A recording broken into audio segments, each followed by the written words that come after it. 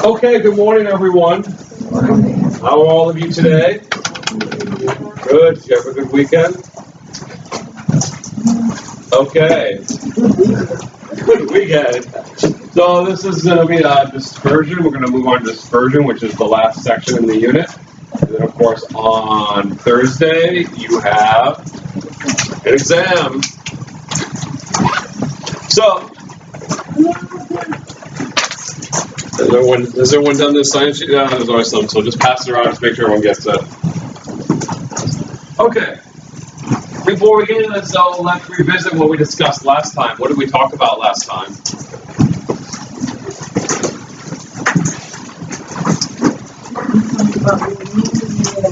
Mean, median, and mode. Didn't we talk about that a week ago? The geometric mean. So we went into some more exotic versions, right? So we did the geometric mean.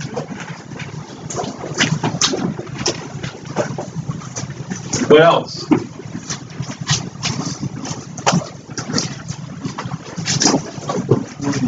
Weighted average.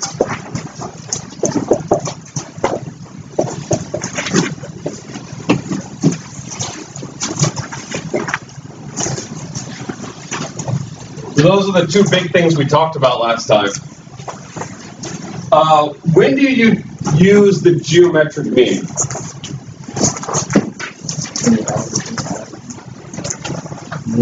Nope. For growth rates. Typically use them. Why do you use them for growth rates? Well, I should say, what happens if you use the arithmetic mean for growth rates, the normal mean? Well, what would happen? Would your average be too high or too low?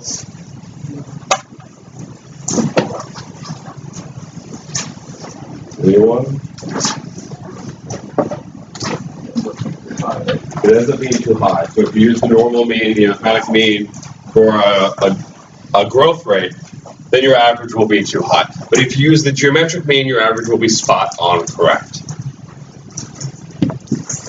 And you, of course, do this by taking 1 plus all the observations, turn them into, 107% rather than 7%. Then you use the geometric mean to multiply all of them together and take the nth root. And then you subtract 1 to undo the adding the 1 you did earlier. And that gives you the nice mean you want.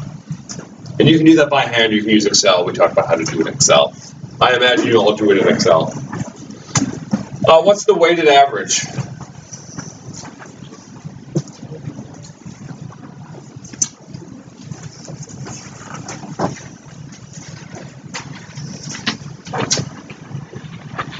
Thank you.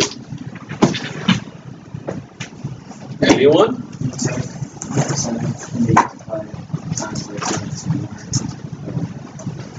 The weight, right? And then you take those products that you're multiplied, and you add them all together, and then divide by what?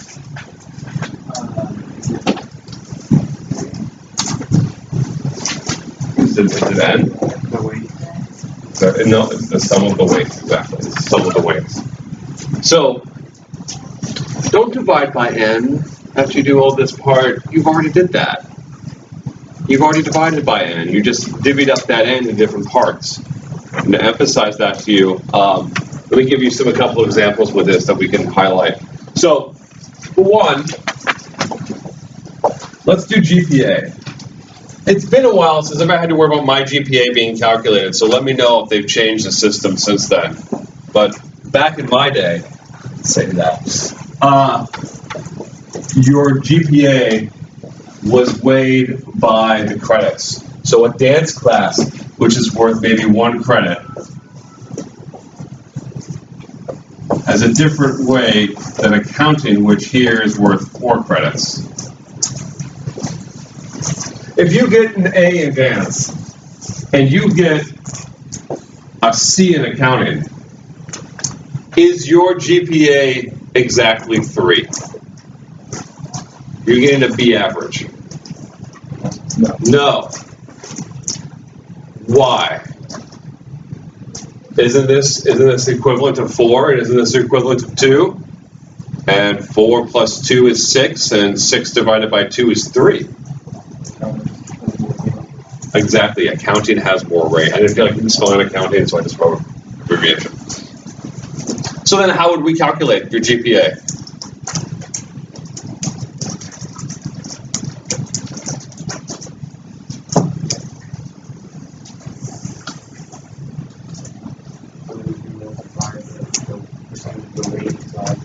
Divided rate is equals to 4 for A and C is 2. So it would be 4 times 1/5, and then C would be 2 times 4/5. So you're doing it a slightly different way, but both of them work. So there's two ways to do this, but you're absolutely right. So you know that you have 5 total credits. Dance is 1/5 of your credits.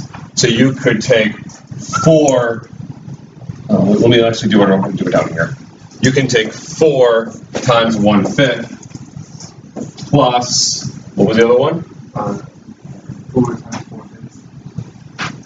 4 times 4/5? 2, because you only got to see. And this hypothetical fantasy. So that'll be 2 times 4/5. Because 1/5 of your credits is an A, and 4/5 of your credits is a C.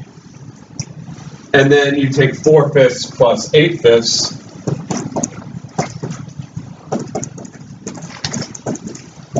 And that equals what? 12/5, which of course is the same thing as 2.4. That's your GPA. A mathematically identical thing to do is to take 1 times 4, which is 4, and 4 times 2, which is 8. Add them together is 12, and then take 12 by the sum of the weights. The sum of the weights, 1 plus 4. No, this is exactly the same thing, 2.4. So you can do it either way. You can see how these are mathematically identical, because that 5 is just going to be dispersed, from the 4 and the 1, which is what we did over here. And note in this case, if you take 1/5 plus 4/5, those weights, add them together, that's 1 divided by 1 is the same story. Multiple passes do the same thing. Any questions? Yes? So the 2 is from the C. Because C is a 2 in a 4-point scale, and an A is a 4. So the 4 comes from the A, and the 2 comes from the C. Any other questions?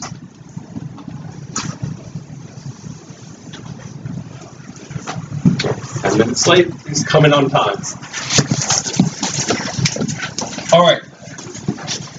What's the relationship between a weighted average and a regular average?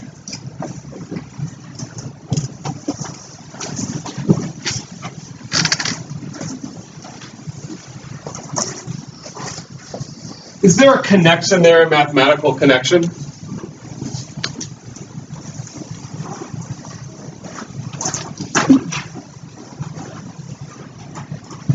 Adam? Could you say that technically like a regular average? Like you are using like the weighted average, just all the weights are the same, so they just all cancel out. That's exactly right. Exactly right. Does everyone follow that? No. So let me show you what he means. Let's do 5 and 9. So here are two numbers. What's the average of 5 and 9? 7. How'd you get that? Exactly. 5 plus 9 divided by 2 equals 7. Now, thank you very much. If you know your math, you can do this, right? So this is the same thing. 1/2 5 plus 9. That's the same thing, right? What then you could also do?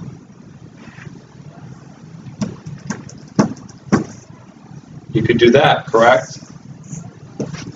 1/2 times 5 plus 1/2 times 9. You can do that. You agree with that? What's 1/2 of 5? 2.5. What's 1/2 of 9? 12.5. What's 2.5 plus 4.5? 7. This is a weighted average. But as Adam points out, they have equal weights.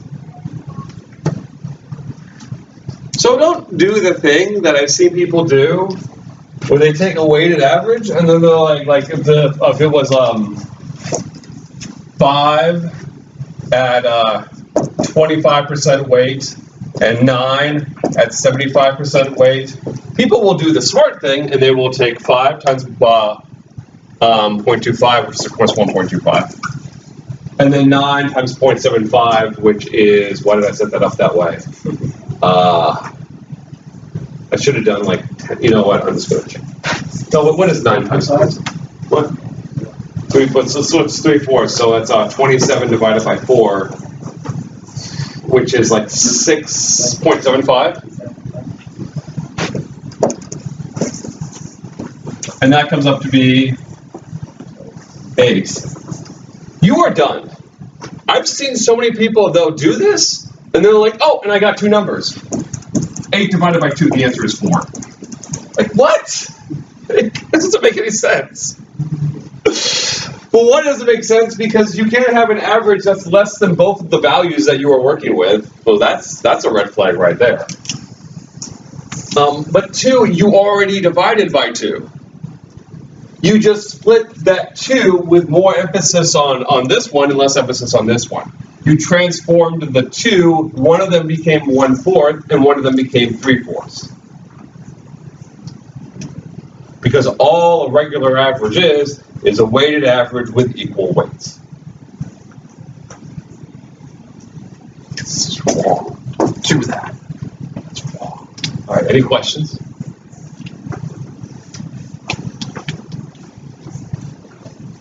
Okay.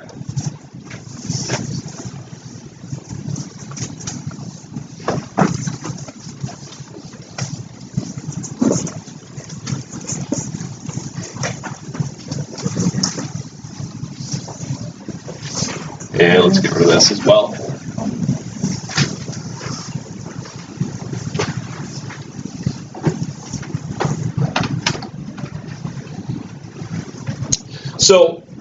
So far then we've had a lot of detail on central tendency, where it is a single number that captures the center point of the data. We had lots of different ways to do about, talk about a mean, median, mode. Now we have geometric mean, now we have weighted average. But we haven't talked at all about the dispersion of the data. What does dispersion mean? Exactly, how spread out it is. So we could have 2 different sets of data that have the same average. There's a data point right here, there's a data point right here.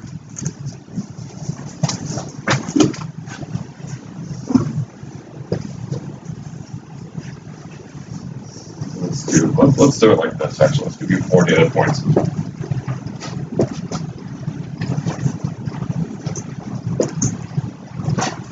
So we could have 2 different versions. They have the same averages. These have observations right here, the average. These have observations that are pretty spread out. They have the same average, but clearly they look very differently. So we want to get some measure of that dispersion. And there's a lot of different ways to do it. One is the most straightforward of them all. Range. What is range? Does anyone have a guess as to what range is? I forgot. Wait. I freaking know your name. I know your name. I should just go with my gut. That never works out. I'm going to say Christian. No, what's it? No, that's Christian. Gabe. Okay. Yeah, I should be going with my gut. Okay, Gabe. What's range? Maximum minus min.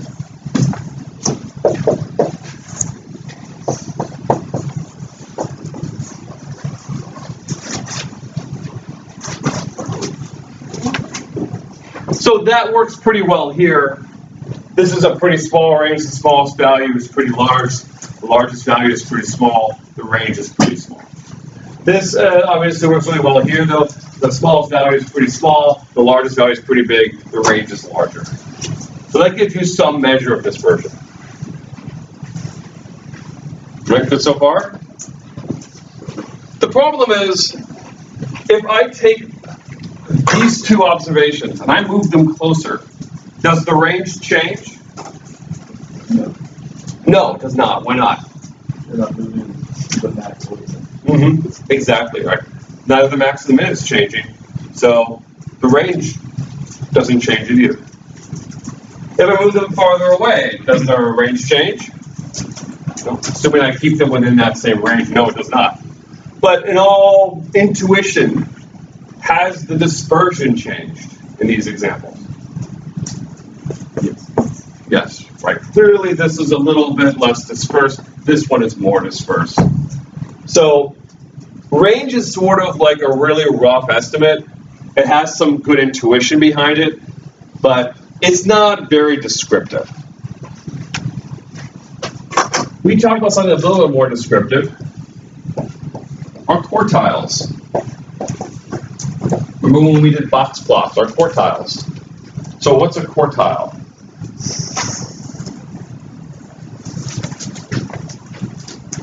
Define quartile. It's like 25% of the data. Exactly, 25% of the observations.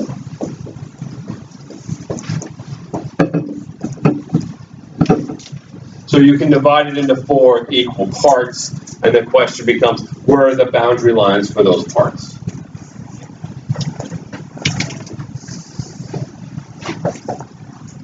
So we had 0th, and 1st, and 2nd, and 3rd, and 4th, and 5th. And we had a name for, oh, sorry, there's no 5th, of course. We had a name for 3 of these. What's another name for the 0th quartile? Minimum. And your name again is Marie. All right, what's another name for the other quartiles? Get another one so that we have another name for. Q1 is just called the first quartile. Yeah. The median is second. Aziz. Aziz is absolutely right. The median is the second. And what's another name for the 4th? Max.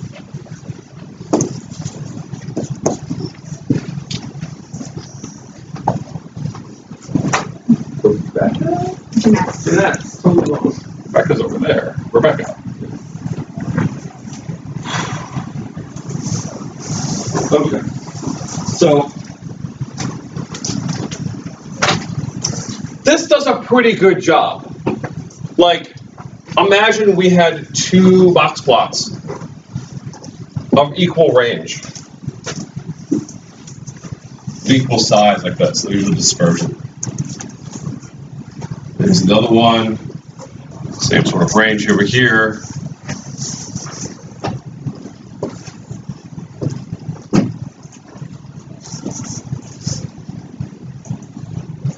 And they had the same median.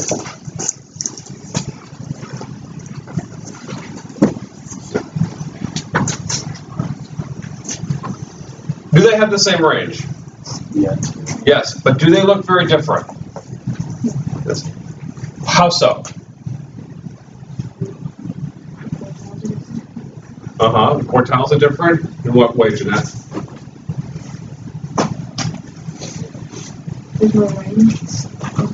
Well, the range is the same, right? The minimum is the same, the maximum is the same. Less dense. I mean, first one is less dense. The first one is less dense? Fine. I don't know. Some of the range between the first quartile and in this one, we do want to call them A and B. There. So, what do you mean? The B between the first quartile and the third quartile is much smaller than A. Okay. That's true. So what does that mean? Mm-hmm.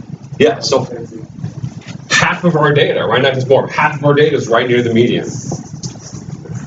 And granted, it's probably not the case here. Like there could be like most of the observation right here, and there's like one crazy one out there that's throwing it off. Like we don't know what's going on inside. But we have a pretty good estimate that a lot of the observations are kind of more spread out in the middle. But half the observations are at the end. Well, here, again, there could be a lot of them over here. We don't really know, but we definitely know a lot are over here. So 1/4 of the observations over here, 1/4 of the observations over here. Half are at the ends. Half are closer to the mins or the max. While here, it's a bit more spread out, a lot of stuff concentrated. So it's sort of like when we do the quartiles, we're now thinking of, we think in terms of like little ranges. We don't know what's going on inside the ranges, just like we don't know what's going on inside the quartile. But we do know sort of a little bit more about what's going on between the minimum and the maximum. So we get more, it's better, it's a step forward. But we still have this problem of, if I change any one observation here, the standard deviation, the quartile range won't change. But what is another measure of dispersion that would change with every change?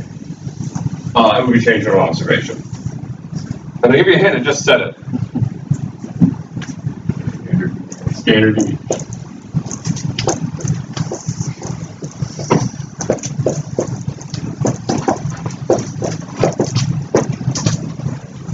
Standard deviation, like mean, is one of the bread and butter pieces of statistics. You use it a lot. You use it a lot. In order to really, before we dive into what exactly it is, let's dive into notation.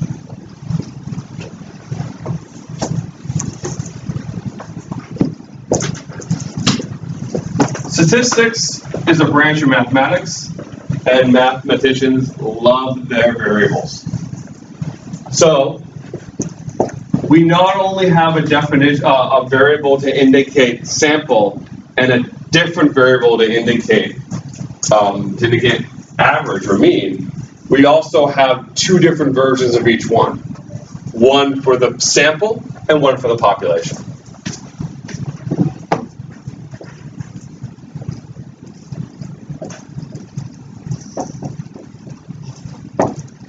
So, for example, does anyone know what the symbol for sample mean is? Anyone know?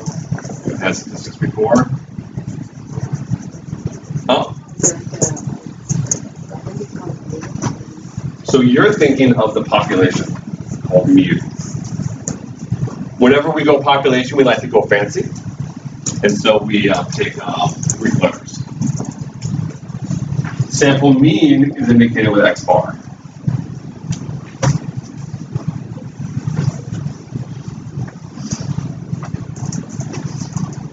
Standard deviation is what?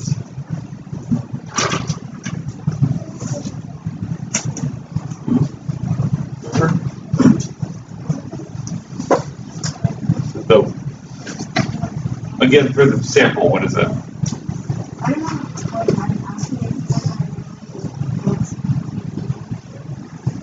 Are you talking about like this thing? Yeah. No, that's summation notation, but we will see it in the equation for standard deviation. Anyone? So the good news is sample deviation for is simply just S. That's nice. Oh, I should definitely have another one right here. And population is, and I was in trouble writing this, sigma.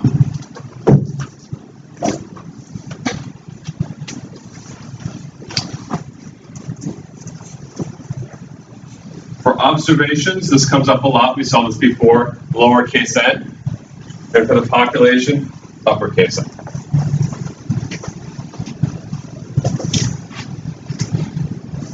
So that's just a little primer on the notation. You will often see distinctions between standard deviation S and standard deviation population sigma. So just so you know what that's a reference to.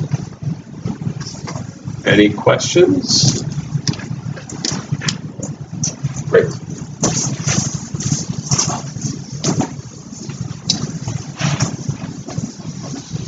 So, what is standard deviation equal to?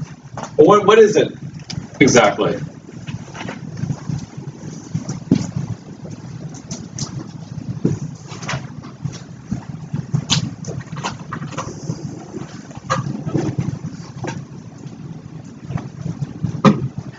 You guys are quiet today. It is a measure of the dispersion of the data. It measures the level of dispersion of the data.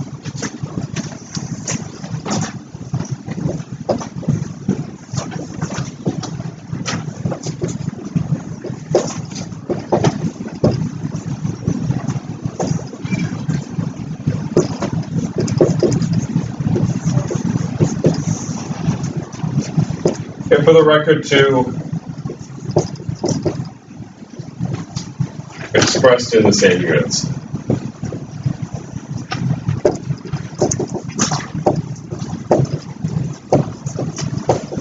As the data it's measuring. So if I wanted this sample standard deviation of height, the sample standard deviation of height we measured in inches.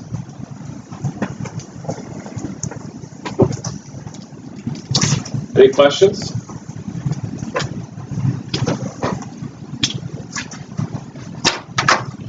So,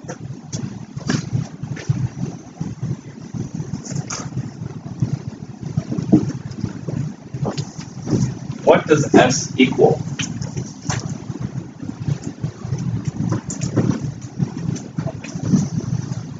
Does anyone remember? How many of you have heard of standard deviation before? Raise your hands. Oh, okay, so about half of you to a third of you. So you should know what the equation is. Mapped onto your mind.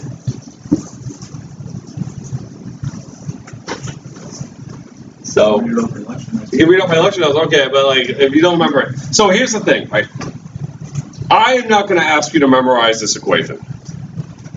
If you looked at the practice exam so far, you see this equation on the practice exam. I just give it to you. I also will probably never have you actually calculate standard deviation by hand. I do in the practice exam, I think, at one point, because I'm just like showing off, or I'm showing you how you could do it if you didn't have Excel. But Excel has standard deviation built into it.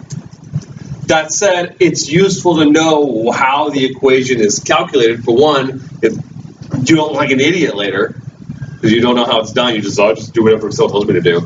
And B, you can then predict things that will happen if you sort of can see under the hood. So it's just something that you should be familiar with at some basic level. And that's really what I'd be able to interpret it, understand it. That's what I want you to do. So I'm going to show you that equation now. So it starts with a really big square root. And we take 1 divided by n minus 1. And of course, as the number of observations. Then we bring out our friend, summation notation. This is my favorite notation because it rhymes. I appreciate the laughter. All right.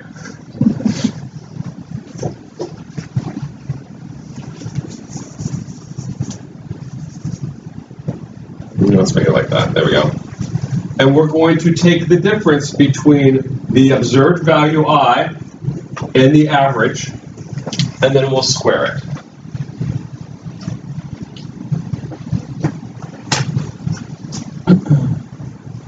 And that's all it is.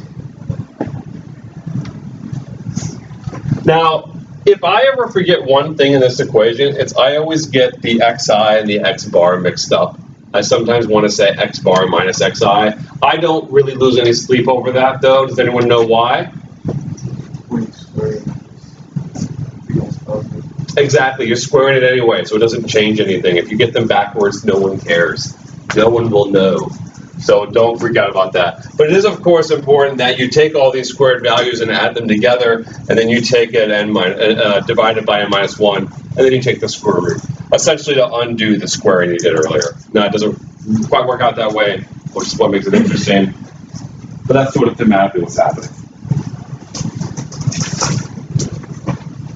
Appreciate, too, how it's calculated. Xi represents what? Joyce, what does Xi represent? No, that would be W.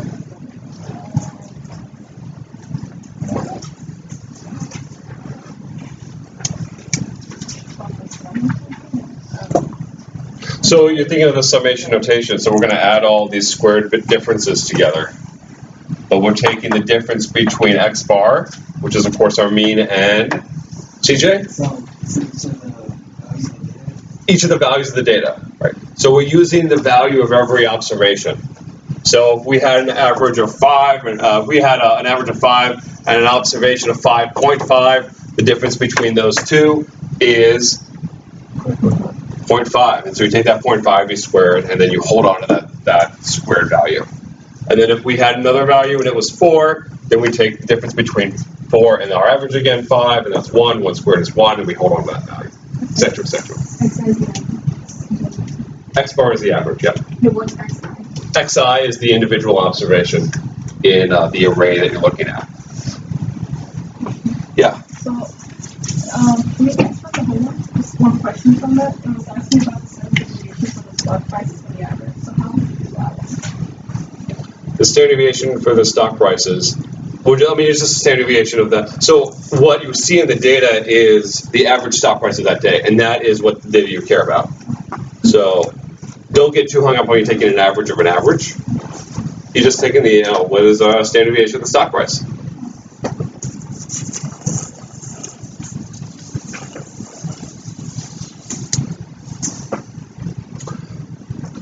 Now, of course, there's a slightly different calculation for sigma. But you will see it looks really similar.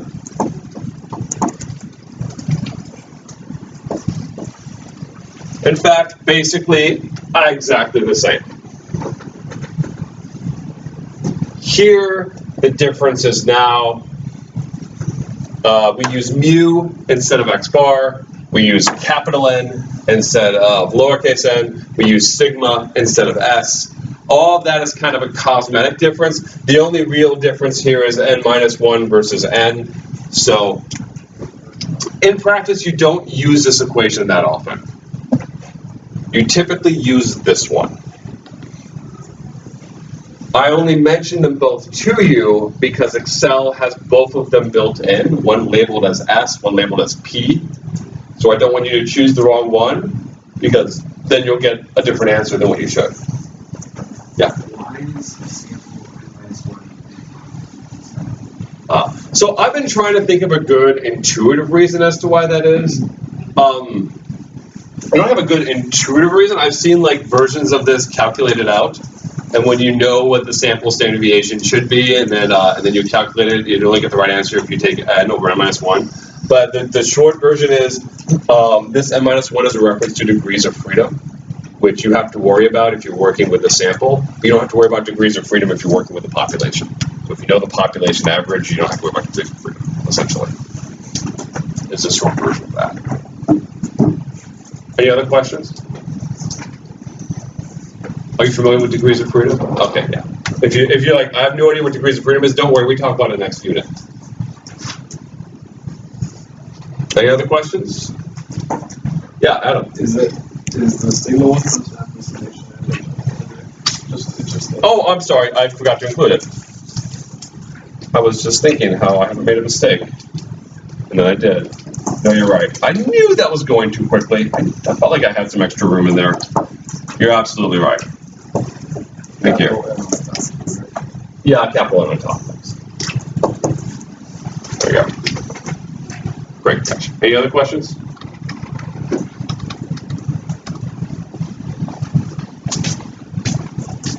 Okay. Let's switch over to Excel.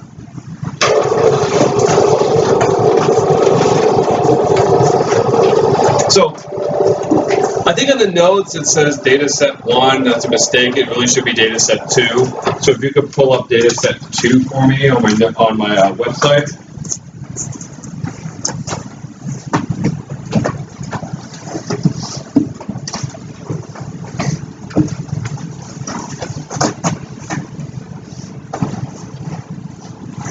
And make sure to, when you pull it up,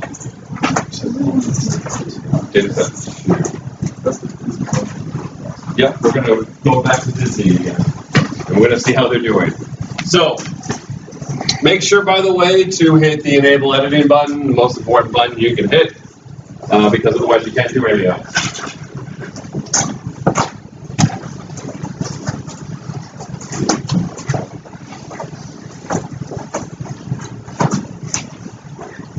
Now,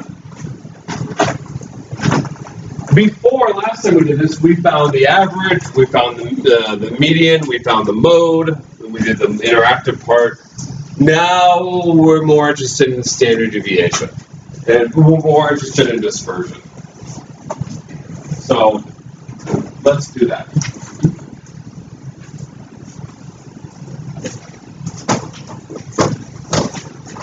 Okay.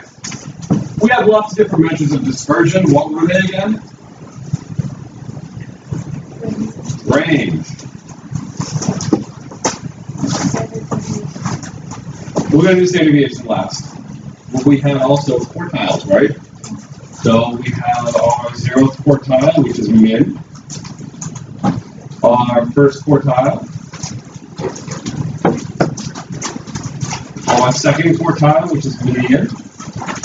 Our third quartile. And then our fourth quartile, which is maximum.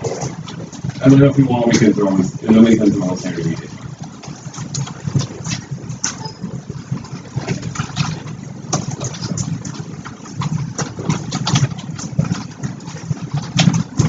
And I want to highlight all those in bold.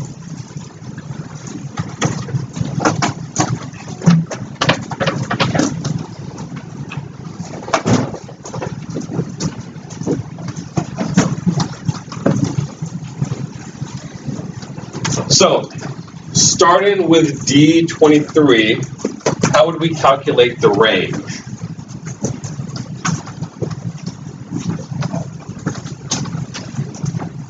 I'll give you a hint, we start with the equal sign, but then what do you type after that? That's not a bad idea. Do they have it in there?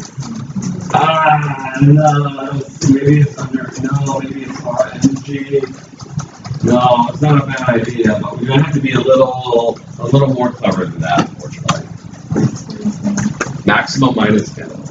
So, we're going to type in maximum, or MAX, and then you can go ahead and you can highlight, or type in if you want, D4 colon D21.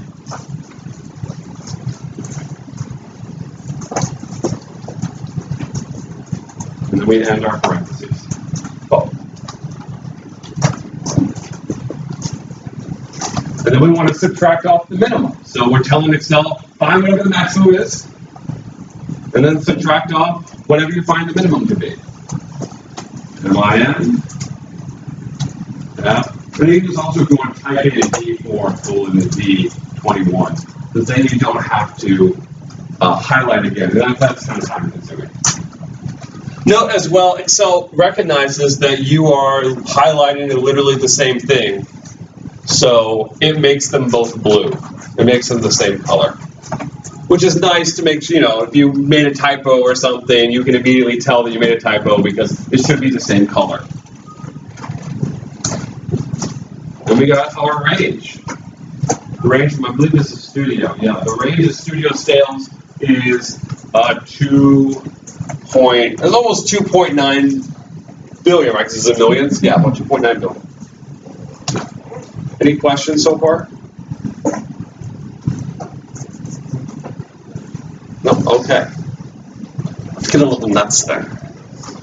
We are going to want to take I'm going to do this whole column of information, and then I'm going to want to take this column and I want to copy it for all the other sections. So that wasn't a big deal for range. I'll copy and paste them into the max values, and then I'll update them. That's not a big deal. But I want to do the same thing for minimum, first quartile, second quartile, third quartile, fourth quartile. I want to call these all quartiles. Because, of course, 0th quartiles, we talked about the same thing as minimum. 4th quartiles, we talked about the same thing as maximum. Do me a favor, and under C24, or somewhere else if you want, type in 0, 1, and 2, 3, all the way down to 4, or you can just highlight them both and drag them down. So you have in the B's, the range, the min, the first quartiles, medians, third quartile, maximum, standard deviation. And then you have next to the min, 0, next to the first quartile, 1, second median is 2, third quartile, 3, maximum, 4. This will be our reference. And you'll see why I set it up this way in a moment. Okay. We want to get the 0th quartile. What do you think we have to type in? We could do that, but it won't work if we want this first quartile. So I'm trying to set it up that we only need one command to find all 5 of the numbers we're looking for. Want to take a guess? Just one type in 0? That's 0. Quartile. So Excel is giving you lots of options for quartile. I haven't done much, honestly, with the exclusive and inclusive options for quartile. I'm used to doing this one, the last option, from an old version of Excel. You can fiddle around with exclusive and inclusive if you want. I don't know exactly how different it'll be. For mine, probably. But I'm just going to stick with quartile. That's what I know. Okay, and we're going to highlight the same array again, which is, what was that? E41. Now, don't hit enter, because Excel is asking you for 2 pieces of information. It's asking you for the range of your data, where do you want me to find the quartile of, and then they also are looking for the number quartile you're looking for. Are you looking for the first quartile, the third quartile? So, after you put in that range, add a comma. And you can see it's asking for your minimum, first, second, third, fourth. Oh, it's built in right there. That's great. But I want to be able to copy and paste this. I don't want to have to write down 0 and then 1 and then 2. That creates the idea of error. But I can just make a reference to C24. And then when I copy and paste it down, it will update it to C25, C26, C27.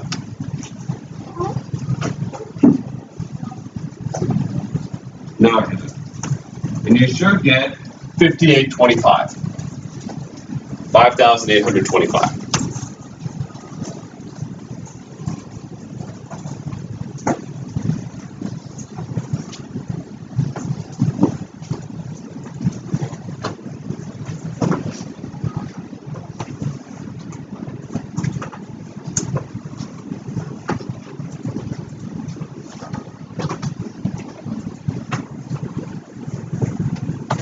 So this is what we have: quartile D4, D21, comma C28, C24. I mean, this is awkward because when I copy and paste this down, what will happen?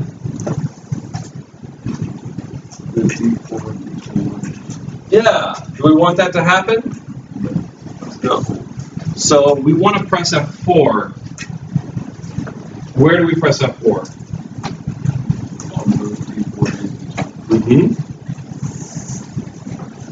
So what does pressing F4? So out of curiosity, what happens if you only press F4 and D4 and you copy and paste it down? What will happen? So you will get, so it'll keep it absolute at D4, but then as you copy and paste it down, it will update this to D22, D23, D20, and you'll actually expand your array.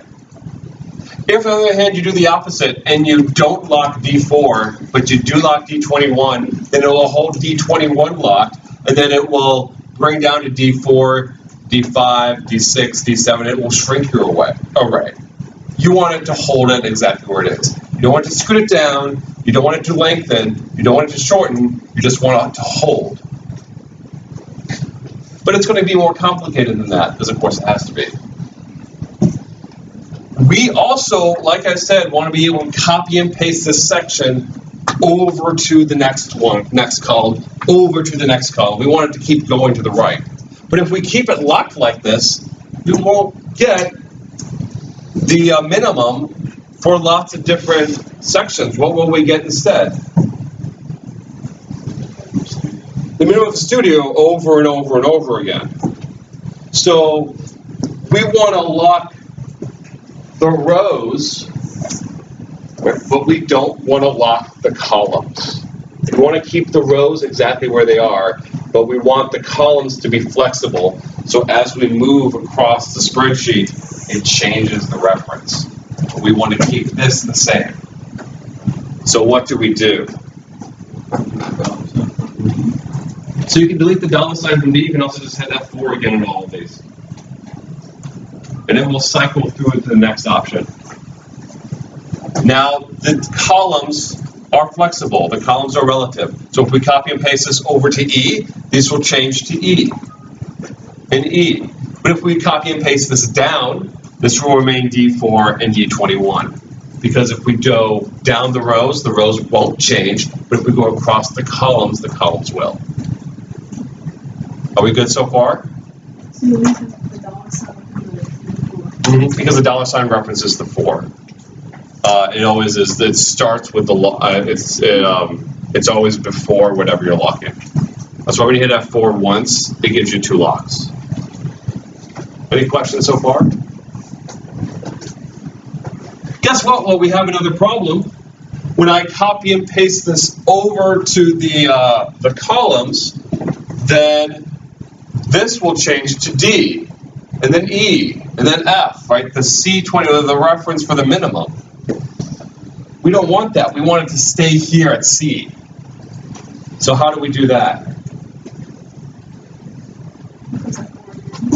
Sure. So yeah, we're gonna use F4. The choice is the problem. If we just stop at F4, then when we copy and paste it down, it's always referencing the minimum.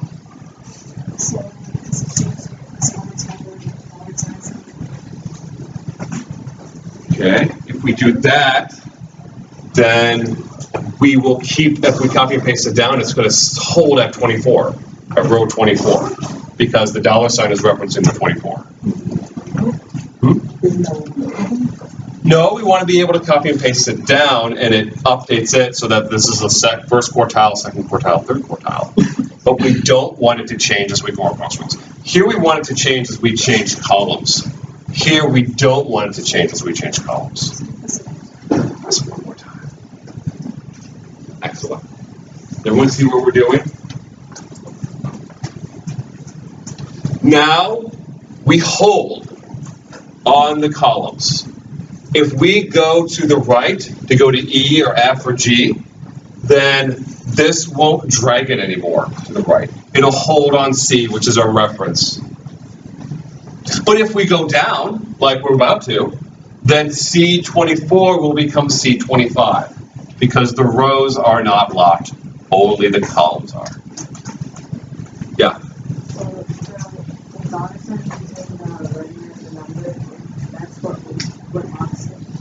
So the $ between the letter and the number will lock the row.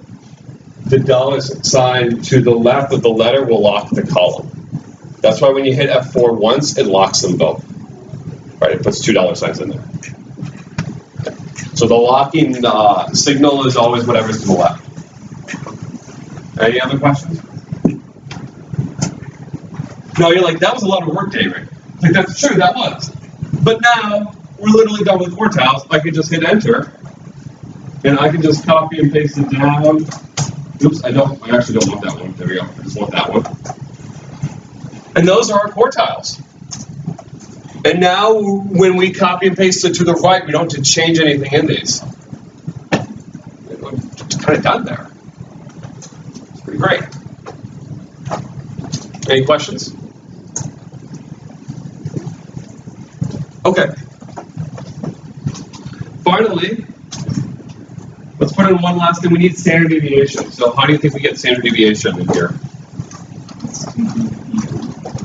S-T-D. Oh, look, there it is. When in doubt, just start typing.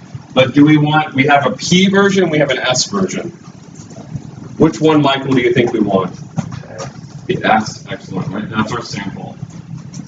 And then, of course, we can again type in D4, colon D. I can't remember what else, 21. Yeah. And this is what you should have. How do you show it on how Control tilde gives you the show formulas. So these are our results. Oh, I love it. Look at that. 638, 6380, and 6915. The second quartile is pretty small. 25% of the data lies between small numbers, and then it really spreads out. But you can make a box plot if you want it. Show you what I'm doing again.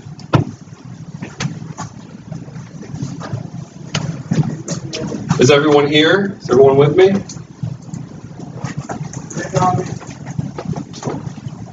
I'm assuming since everyone's quiet, they're like, I'm bored, let's move forward. Great, let's move forward. So now the easy part begins. Because we set it up, we thought ahead, and Excel really rewards you for thinking ahead. We can then now copy. Sorry, I don't, again, just like before, I don't want to bother with the growth column. So I'm going to highlight this box, including the growth column. So it skips over everyone like we did before. And then we'll just drag over. I think it stops at M. Oh, I gotta go one over. Yeah. M. There we go.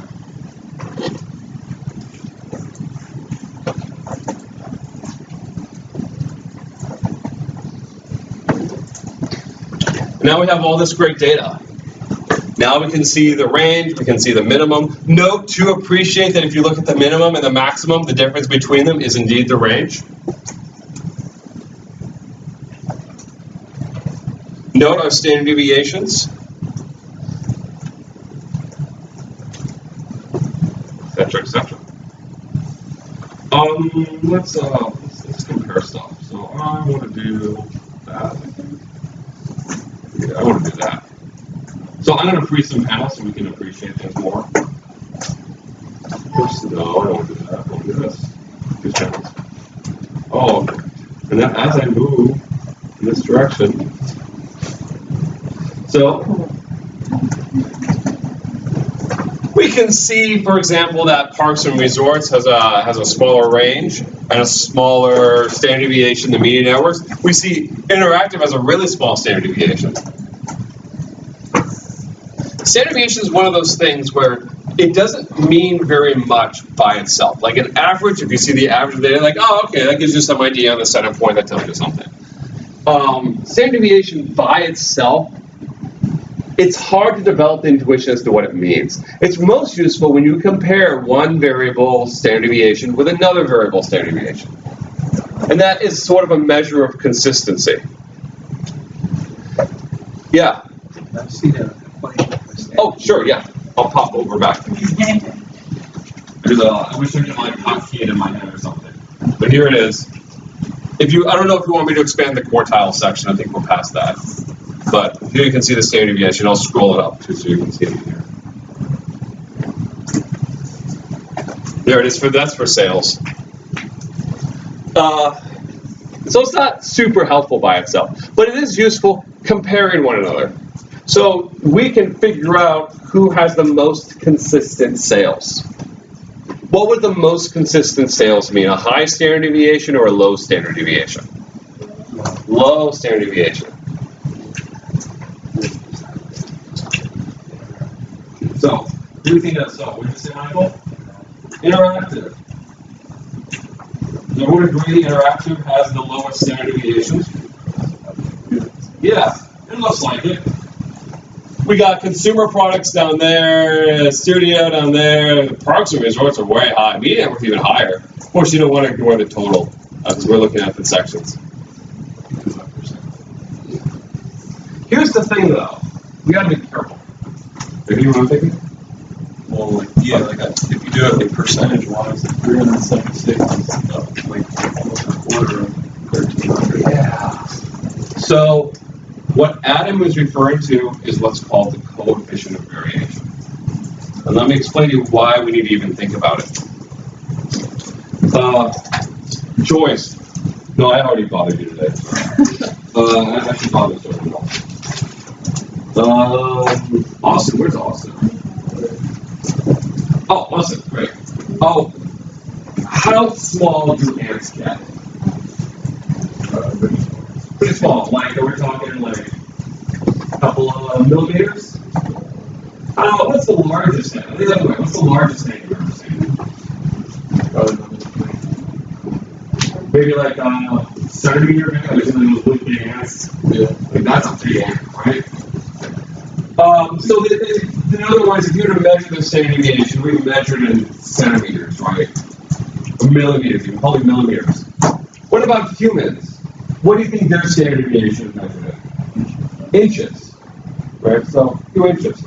So does that mean that humans have a more varied size, more varied height than ants? Because our height, our standard deviation is measured in inches.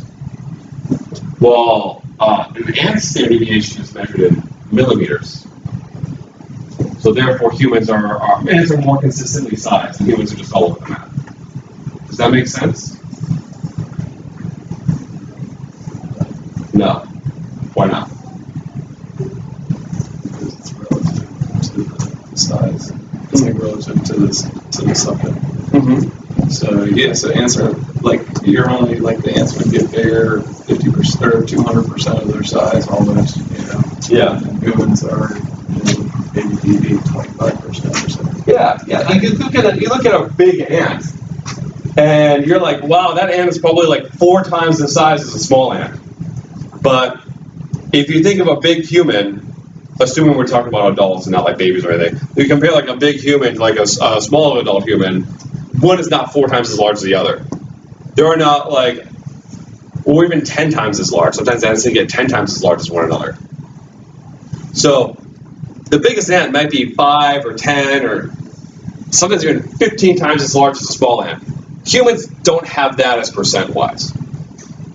When you're working with really big numbers, it's really easy to then have large deviations.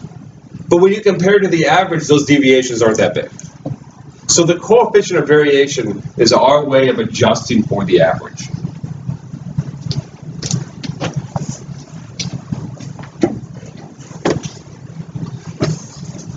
Its equation is really straightforward.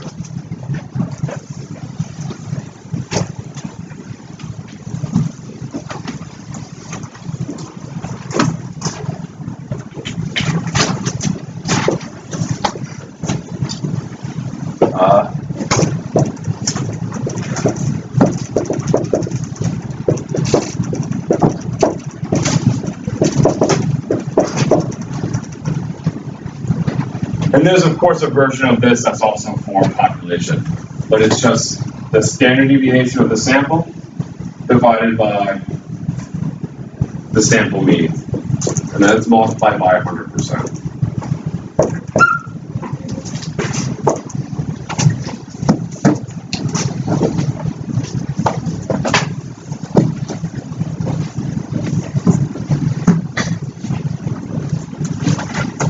Just so you can see it.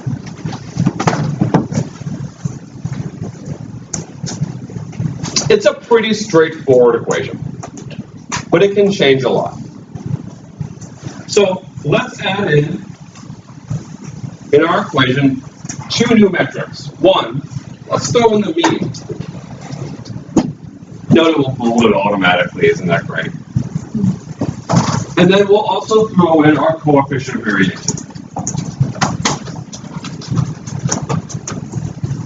which I'll just sometimes I abbreviate it CB. I think I abbreviated CB in the notes.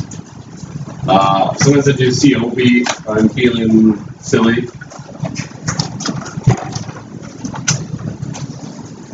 So We know how to calculate mean. We can just put in average. D4, D21. And then we know how to calculate coefficient of variation now. We just take the standard deviation and divide it by the mean. And let's turn that to a percent.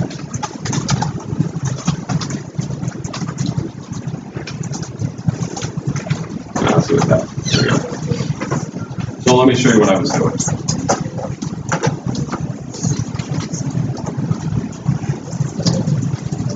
Again, we have our average right here under D30, and we have our coefficient of variation, which is just D29 divided by D30. I didn't multiply it by 100% because I called it a percent, and that does the same thing. So the standard deviation of the studio is about 10% of its mean, 10.6%. That's a better measure of consistency. Any questions? Oh, I just used the percent button here, and then I added a decimal. Any other questions? Yes? That one.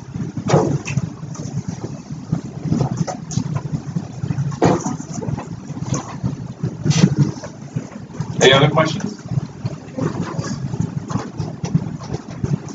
So, let's highlight it, and then you can just drag it across. And we'll see what all the results are. Now, which section has the most consistent sales? Studios. Studios actually a pretty. Studios are a more consistent part, right? They can kind of rely on that income relatively easily from the studio, and it brings in the people will see the Disney movie. They will try it out. If it's good, they'll see a lot of it. Maybe if it's not, fewer people will see it. But it's like we all got to try it out, right? But then consumer products, less consistent.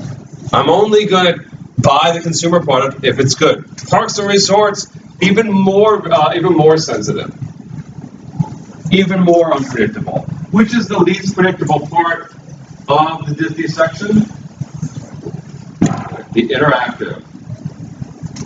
Its standard deviation is more than half of the average. It is wild swinging up and down. It swings wildly. And so much so, they even closed it for a little bit.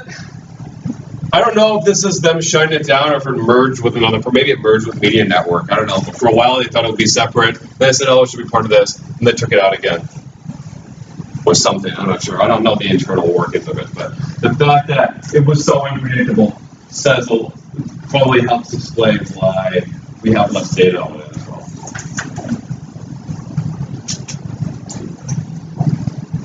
Any questions on this?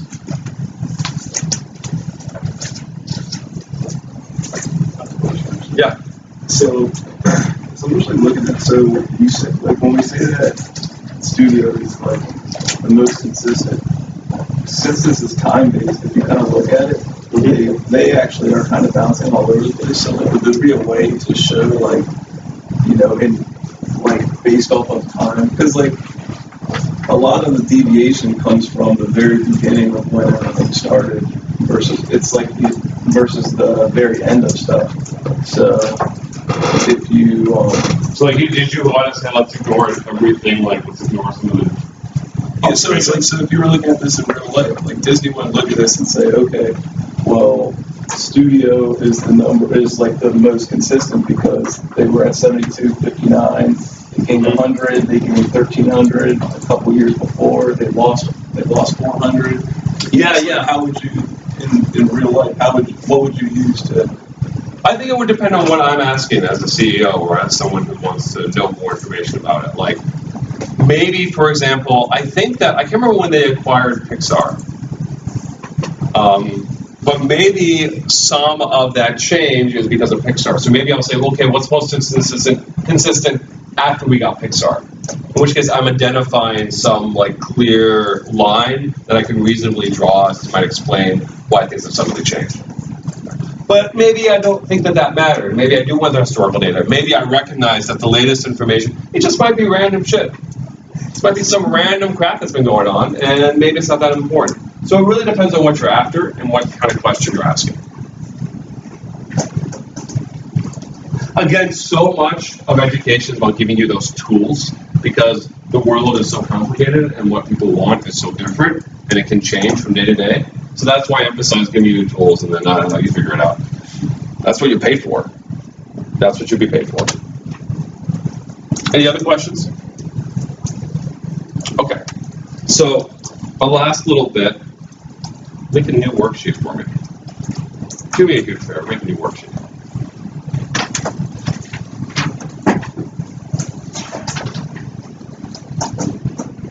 The reason why I give you the raw equation is so you are kind of familiar with it in case you're in a position where you have to calculate standard deviation by hand. Now, in practice, you'll never calculate standard deviation by hand, but you might be in a position like you are at the beginning of these notes for today, where you don't have the raw data, you have the summary statistics. So I have, for example, summary statistics for my grade distribution. Like, I have so many A's, so many B's, C's, D's, and F's. And that was, those are, of course, on a 4.0 scale, 4, 3, 2, 1, 0. And the end of that was 38, 51, 37, 6, and 8. And maybe someone is curious, what is the standard deviation of the grade?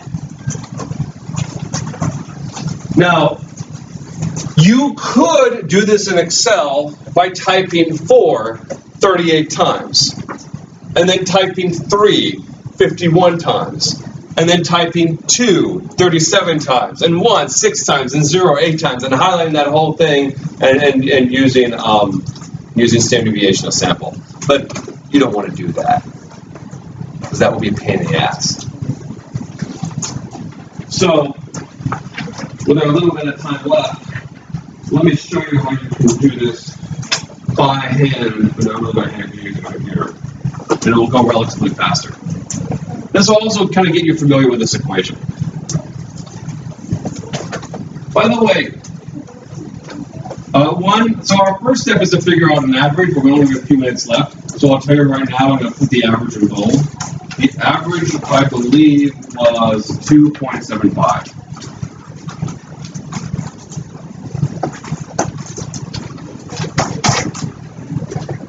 No, I'll put it over here. Yeah, that's fine. So, if I wanted to know what the standard deviation is, what would be my first step? Remember your order of operations. What's your first step? Not take the square root. That should be your last step. Parentheses. Your first step should be find the difference between the observed value and the average. Well, we have an observed value, 4. We got 38 of them. So what's 4 minus our average? What's 4 minus 275? Let's see. So yeah, we can do this. Let's see. So we hit equal. Now, when I take that difference, I'm going to square it, right? And then I'm going to do that difference 38 times, because I got to add them together. Got to add them together, that difference, that square difference, 38 times. That's what summation notation is.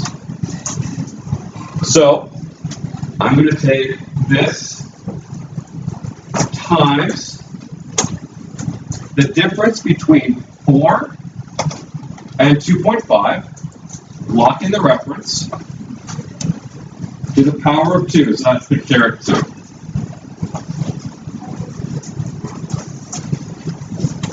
Did everyone see this all right with the light? Should I turn the light off? How visible is this? I'm not sure. This visible is fine. Okay. So appreciate what I'm doing. This is the difference between the observed value and the average. I'm squaring the average, and then I'm multiplying it by 38 to reflect that I'm going to add those square differences 38 times together. And I'm using cell references and absolute cell references because I'm going to, just copy and paste that down.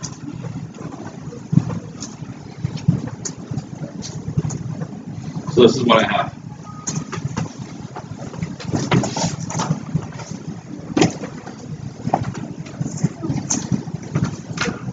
Right.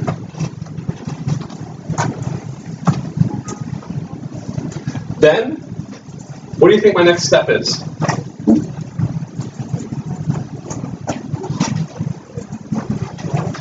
Well, there's no multiplication. The only reason why I multiplied here was because I was adding this value 38 times. So this value plus this value plus this value plus this value 38 times together, which is the same thing as just multiplying it by 38. We're going with the standard deviation. Mm-hmm. So aren't you going to have to multiply by 1 over n minus 1? Well, I'm not there yet because I have 38. I have to add it all together. I have the 38-4 differences, I have the 51-3 differences, I have the 37-2 differences, etc. But I have to add all of these things together. And that will finish out my summation notation. Yeah, 60. And you can see, too, how much each one's adding. Like, those A's are adding about as much to the standard deviation as the 8 F's. And you can see that's 60.5 and that's 59.375. That's pretty interesting right there. Even though this is like a fourth the size. Almost a bit. Then we take that sum value.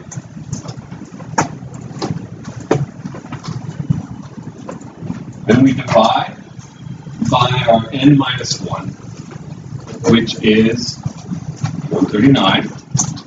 Or if you want, you can do the summation right here and then subtract 1, making sure to keep your parentheses in the denominator. And finally, what do? The square root of that. I'll switch over to this.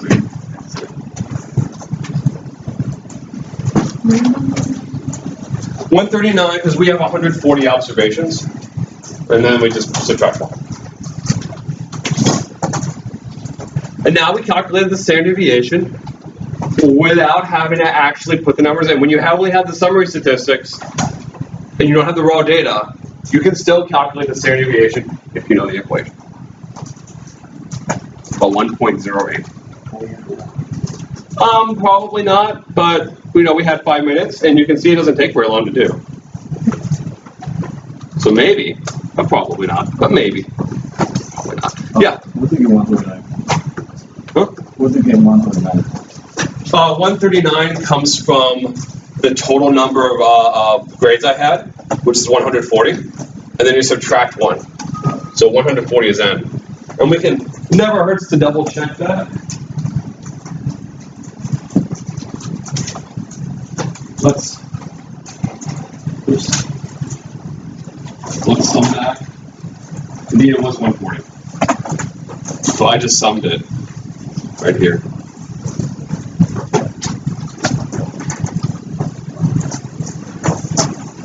Any other questions? No? Okay, great. Well, I'm out of time, so I will see you on Thursday.